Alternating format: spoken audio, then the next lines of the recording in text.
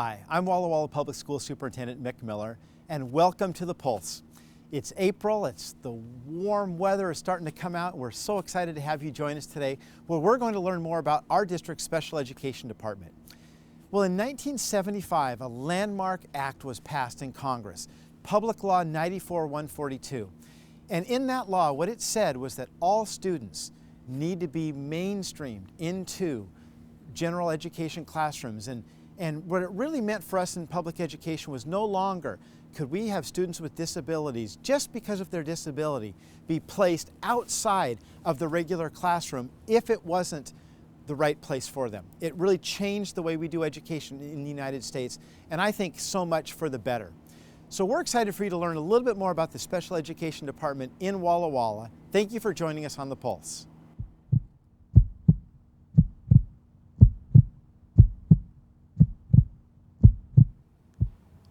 Hi, I'm with Walla Walla Public Schools Director of Special Education, Dr. Karen Lehman. And Karen, thank you so much for joining me. You're welcome. Now, Karen, we have about 800 students in Walla Walla that qualify for services in special education. And what kind of services are offered to our students?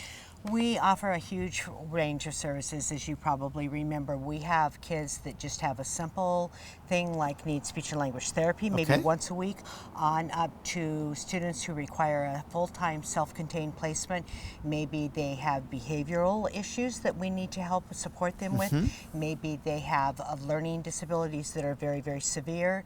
They could have some overall global developmental delays. And we also even have the classroom for the medically fragile children who require constant one-on-one supervision and a lot of services in all different areas. Right, and I think what most people don't necessarily realize is that public education is for all students, regardless of disability. Yes. Yes, the law guarantees that, and we also serve them in so many settings. They may be in the regular education classroom for the vast majority of the day, and maybe we pull them out to tutor them maybe in one area for perhaps 30 to 60 minutes. We have other kids that only go out for maybe social skills or something to be with their same age, naturally developing peers, and the rest of the time they need to be with teachers that are specially trained to address all of their needs. Great.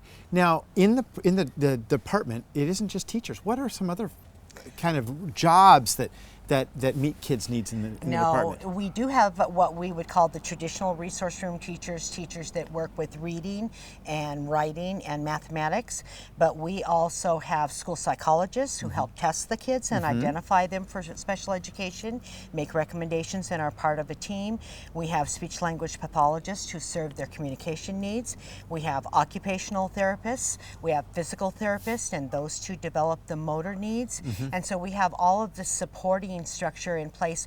We also have specialists within those groups that just work, for example, on birth to 3, or maybe just address special needs at the 3 to 5 level. And then we have some general K through 21 teachers as well. Interesting. Now, you mentioned the word team in that answer. So you're telling me that as the director, you can't just say exactly what people have to do, or what course of study for a student. No. How does it work? And I would never even attempt to do something like that. We have a prescribed process that we need to follow to observe the law of the state of Washington, but we have a team of professionals that get together, and we always have a school psychologist, we always have a special education teacher, we have the general education teacher, because they look at the kids and see what they're doing in the average classroom.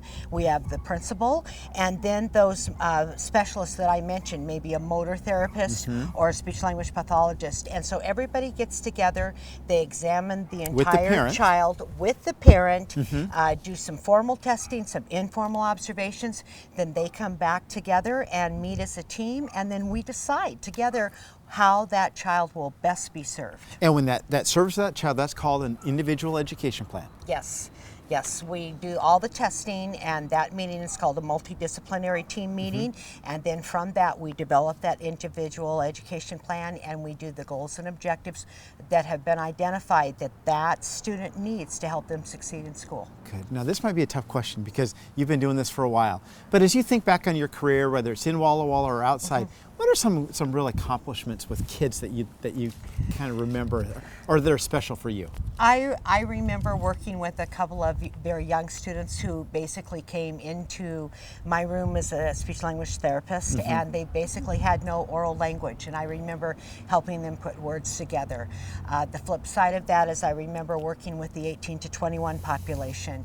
I've also worked with hearing impaired / deaf students, and I've worked as a resource room teacher, so I've pretty much run the gamut and done a lot of things. And then the other thing that's probably unique about me personally that I am proud of is I've been a college professor in the area of special education. It's a true passion for me. Wow. Well, Karen, thank you so much. I appreciate it. You're welcome.